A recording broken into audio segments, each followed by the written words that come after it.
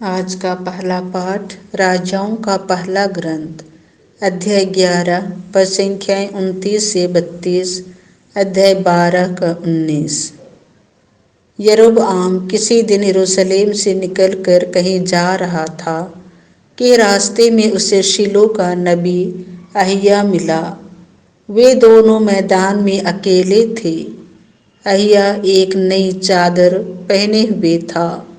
उसने अपनी चादर के 12 टुकड़े किए और यरोबआम से कहा, 10 टुकड़े ले लो, क्योंकि इस्राएल का प्रभु ईश्वर यह कहता है, मैं सुलेमान के राज्य के 10 वंश उसके हाथ से छीन कर तुम्हें देता हूँ।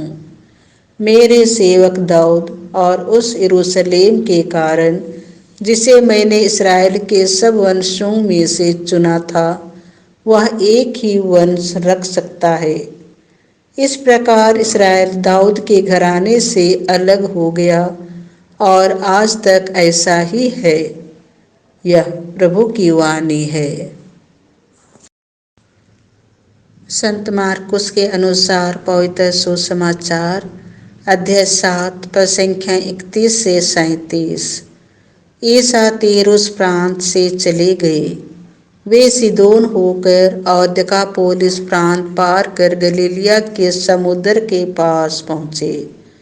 लोग एक बहरे गूंगे को उनके पास ले आए और उन्होंने यह प्रार्थना की कि आप उस पर हाथ रख दीजिए।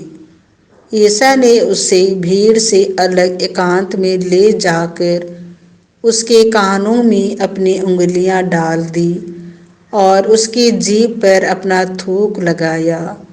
फिर आकाश की ओर आंखें उठाकर उन्होंने आह भरी और उससे कहा, एफेता अर्थात खुल जा। उसी क्षण उसके कान खुल गए और उसकी जीभ का बंधन टूट गया, जिससे वह अच्छी तरह बोला। ईसा ने लोगों को आदेश दिया कि वे यह बात किसी से नहीं कहें, परंतु वे जितना ही मना करते थे, लोग उतना ही इसका प्रचार करते थे। लोगों के आश्चर्य की सीमा ना रही।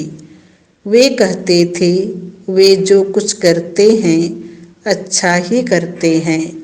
वे बहरों को कान और गूंगों को वाणी देते हैं। यह प्रभु का सुसमाचार है।